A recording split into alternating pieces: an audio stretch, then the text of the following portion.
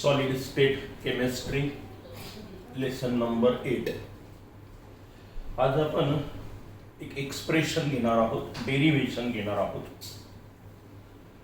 डेरिव्हेशनचं नाव आहे relation between molar मास, म्हणजे capital M लिहिणार आहोत. त्याच्यासाठी आपण density rho edge length of the cubic unit sale.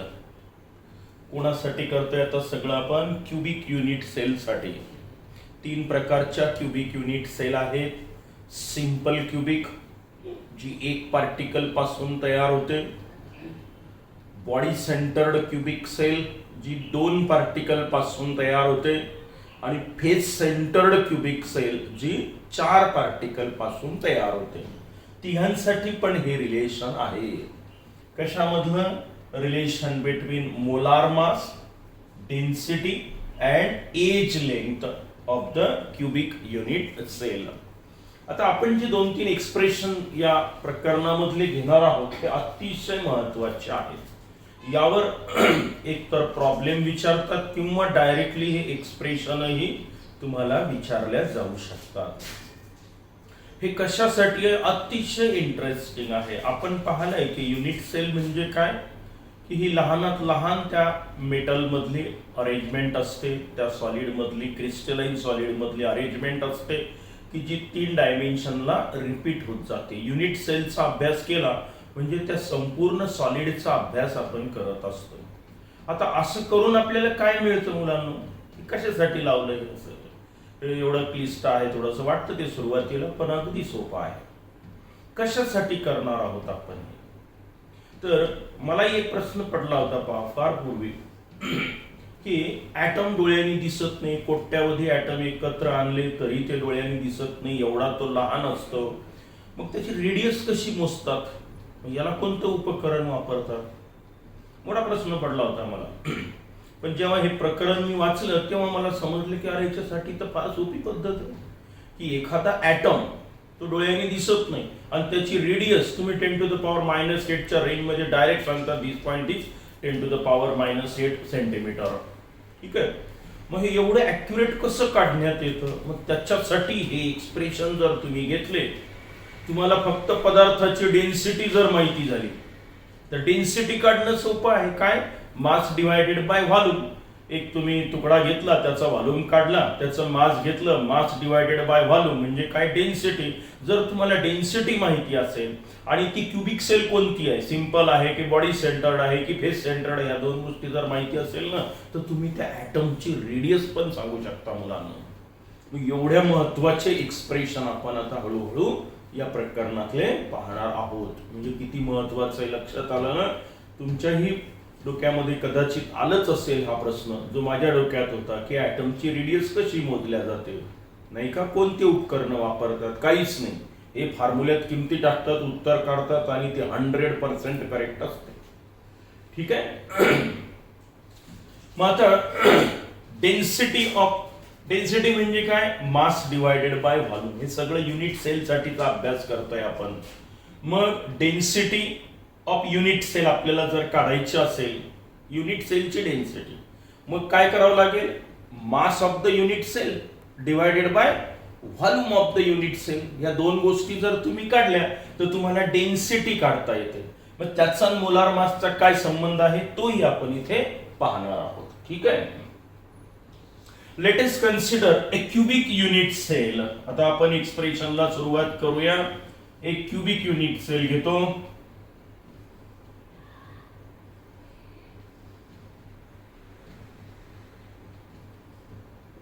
ठीक आहे. हे सगळे पार्टिकल्स असतात इथे, बरोबर आहे. ॲटम्स म्हणा, मॉलिक्यूल म्हणा, आयॉन म्हणा, whatever it may be. ही आहे आपली आता एज लेंथ. लांबी, रुंदी, उंची सारखीच आहे. हाई एच असतो, हाई एच असतो, हाई एच असतो. सगळे अँगल 90 चे असतात. हे कोणाचे फीचर्स आहेत? क्यूबिक युनिट सेलचे. बरोबर आहे की नाही? मग आता ही आहे क्यूबिक युनिट सेल. कोणत्याही प्रकारची असो ती, सिंपल असो, बॉडी सेंटर्ड असो की फेस सेंटर्ड असो. Let a is equal to edge length. काय म्हणतो याला मी आता, edge length a. Now volume of the unit cell, volume of the unit cell काय होईल, व्हॉल्यूम ठोकळा जर असेल तर व्हॉल्यूम कसा काढतो आपण, गणितानुसार मॅथमॅटिक्स नुसार लांबी गुणिला रुंदी गुणिला उंची म्हणजे त्याचा व्हॉल्यूम, बरोबर आहे. मग किती होईल तो, लांबी ए, रुंदी ए आणि त्याचा उंची पण ए आहे, म्हणजेच काय झालं पहा बरं, व्हॉल्यूम ऑफ युनिट सेल किती झाला आता, ए क्यूब. काही अडचण, volume of the unit cell is equal to a cube, याचा व्हॉल्यूम झाला ए क्यूब. ठीक आहे, राहू द्या आपल्या लक्षात, याला मी इक्वेशन नंबर 1 म्हणतो. ठीक आहे, आता आपल्याला काय करायचं आहे, mass of the unit cell काढायचा आहे, म्हणजे डेन्सिटी मिळेल आपल्याला, नाही का. बघा, मास डिवायडेड बाय व्हॉल्यूम म्हणजे डेन्सिटी. मी आता सध्या व्हॉल्यूम काढला, आता आपण मास कडे जाऊया. लेट, हा पार्ट 1 म्हणतो मी याला. आता पार्ट 2 मध्ये पॉइंट लिहिले तरी चालतील, नाही लिहिले तरी चालतील. Let m small m is equal to mass of one particle. समजा एका पार्टिकलचं मास, ऍटम असेल, आयॉन असेल किंवा व्हॉटएव्हर इट मे बी, किती आहे, त्या एका पार्टिकलचं मास आहे स्मॉल एम. आणि या युनिट सेल कधी एक पार्टिकल पासून बनते, कधी 2 पासून बनते, कधी 4 पासून बनते, नाही का, कोणती असो ती. Let it contain n small n number of particles, number of particles present in the unit cell, present in unit cell. या युनिट सेल मध्ये किती पार्टिकल आहे म्हटलं मी आता, एन. कारण मला माहित नाही कोणती सेल आहे, तर क्यूबिक सेल आहे एवढंच म्हटलं आपण. सिंपल क्यूबिक असेल तर एन ची किंमत किती झाली, 1 पार्टिकल. बॉडी सेंटर्ड असेल तर एन ची किंमत किती झाली, 2 पार्टिकल. फेस सेंटर्ड असेल तर एन ची किंमत किती झाली, 4 पार्टिकल. मग मी तूर्त काय म्हणतो, let n is equal to number of particles present in the unit cell. N number of particles आहेत, मग 1 असो, 2 असो की 4 असो, बरोबर आहे. एका पार्टिकलचं मास किती आहे, एम. मग त्या युनिट सेलचं मास किती होईल, थिंक. एका पार्टिकलचं मास स्मॉल एम, असे किती पार्टिकल आहेत, स्मॉल एन, मग मास किती होईल, n multiplied by m. Very simple. समजा एकच पार्टिकल असेल तर काय होईल, एम. एका पार्टिकलचं मास 1 युनिट सेल. 2 पार्टिकल आले तर 2 मल्टिप्लाइड बाय एम होईल. 4 पार्टिकल आले तर 4 मल्टिप्लाइड बाय एम होईल. आणि एन नंबर ऑफ पार्टिकल आले तर n multiplied by m. So mass of unit cell लिहितो मग मी आता, mass of one unit cell. एका पार्टिकलचं मास एम, असे किती पार्टिकल आहेत तिथे, एन नंबर ऑफ, झाले की नाही एकूण मास. मी याला म्हणतो आता equation number 2. Mass of the unit cell माहिती झालं, volume of the unit cell माहिती झालं. आता तुम्हाला डेन्सिटी ऑफ युनिट सेल काढता येतं का पहा बरं. मग डेन्सिटीचा फॉर्म्युला सांगा काय आहे. तिसरा पॉइंट लिहितो मी आता इथे, डेन्सिटी म्हणजे रो. कोणाची डेन्सिटी, युनिट सेलची डेन्सिटी. म्हणजे काय, mass of unit cell divided by volume of unit cell. काही बिघडलं का, डेन्सिटी म्हणजे काय, मास डिवायडेड बाय व्हॉल्यूम. मग युनिट सेलची डेन्सिटी रो आहे म्हटलं मी. मग mass of the unit cell भागीला volume of the unit cell. तुम्ही मासची किंमत काढलेली आहे, व्हॉल्यूमची किंमत काढली, टाका मग आता तिकडे किंमत. ठीक आहे, मी आता तिकडे किंमत टाकतो.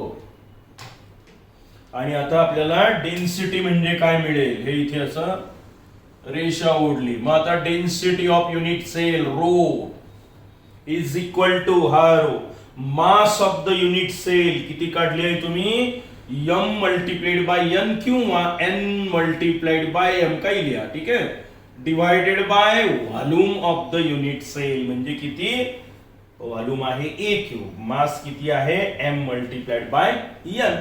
बरोबर आहे. ही झाली डेन्सिटी. मी याला इक्वेशन नंबर 3 म्हणतो. आता जाऊया आपण या मोलार मास कडे. मोलार मास म्हणजे काय आठवतं तुम्हाला? नेहमी सांगत असतो मी, एक मोल पार्टिकलचं मास. एक मोल ऍटम्स असतील, एक मोल ऍटम्स मोलार मास. एक मोल मॉलिक्यूल असतील, मोलार मास. मग एक मोल म्हणजे किती? ॲव्होगाड्रोज नंबर एवढी संख्या. ॲव्होगाड्रोज नंबर त्याला आपण लिहित असतो आता चौथा पॉइंट Na असं लिहायचं. ॲव्होगाड्रोज नंबर. ॲव्होगाड्रोज नंबर किती आठवतो ना? 6.022 into 10 to the power 23. हा दिलेला असतो, परीक्षेत पाठ करायची गरज नाही. मग एवढे पार्टिकल जर तुम्ही एकत्र केले तर त्याला आपण काय म्हणतो? 1 मोल. आणि त्याचं मास वजन केलं तुम्ही, त्याचं मास त्याला म्हणतो आपण मोलार मास, ज्याच्यासाठी कॅपिटल M लिहित असतो आपण. बरोबर आहे का? पुन्हा एकदा लक्षात घ्या, ही अतिशय महत्वाची संकल्पना. मोलार मास म्हणजे काय? हे मास आहे कोणाचं? ॲव्होगाड्रोज नंबर एवढे ॲटम्स, किंवा मॉलिक्यूल असेल तर ॲव्होगाड्रोज नंबर एवढे मॉलिक्यूल. ती घ्या, त्याचं वजन करा, त्याला म्हणायचं मोलार मास. मग कोणताही 1 मोल पदार्थ जर तुम्ही घेतला तर त्या 1 मोल मध्ये पार्टिकल किती असतात? ॲव्होगाड्रोज नंबर एवढे. त्याचं जे काही मास भरेल 20 ग्रॅम, 25 ग्रॅम, 40 ग्रॅम, त्याला काय म्हणायचं? Molar mass. बरोबर आहे. जसं सोडियम, सोडियमचं molar mass likely to be 23 gram आहे.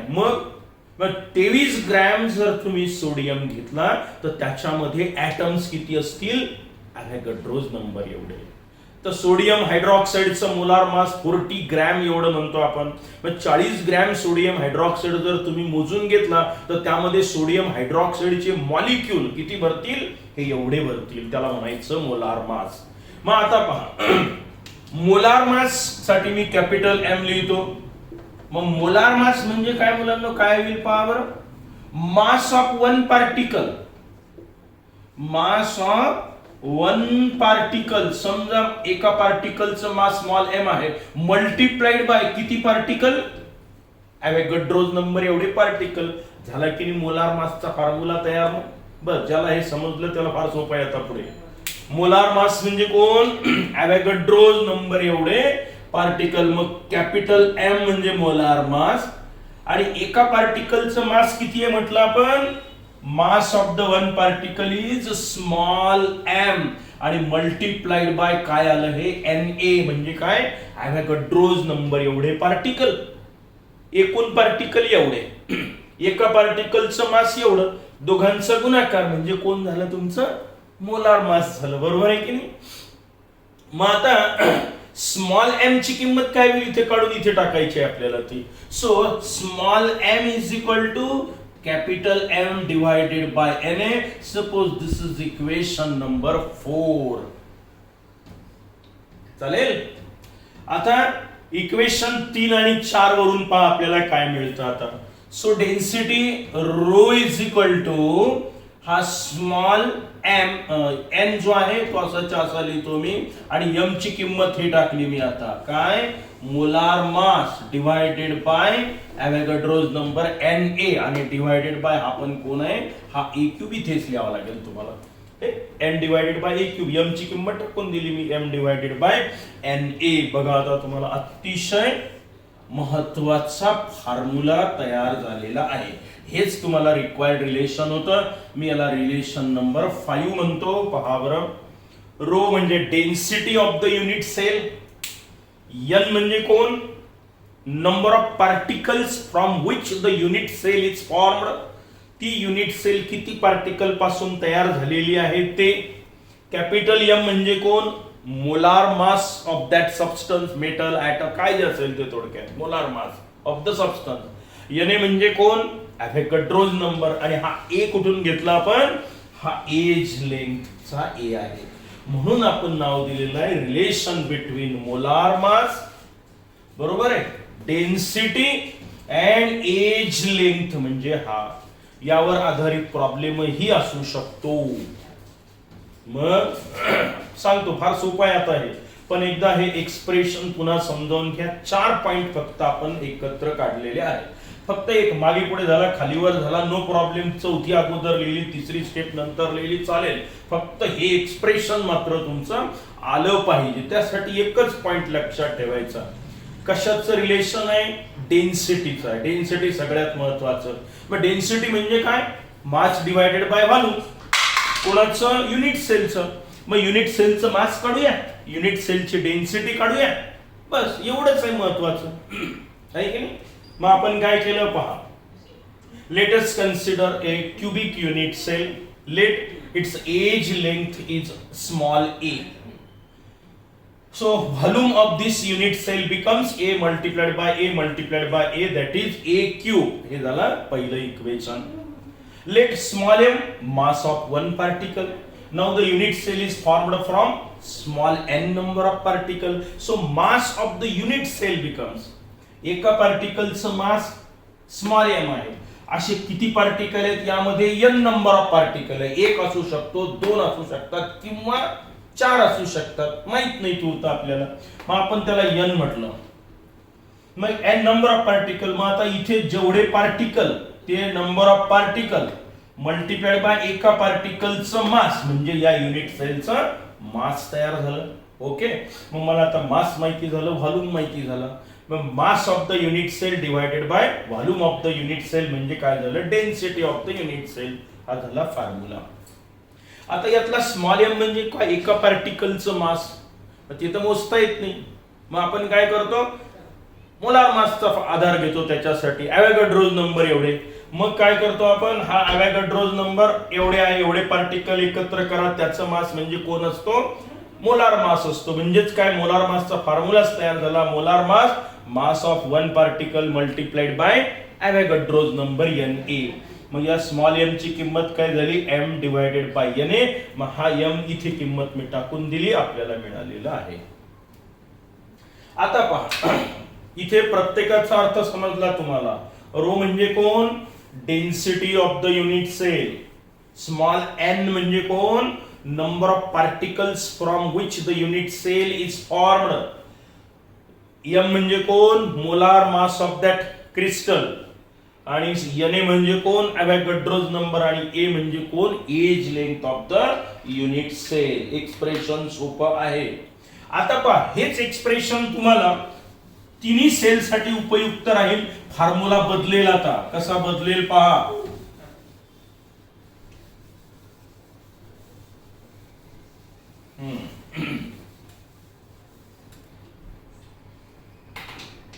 फॉर्म्युला कसा बदलेल पहा.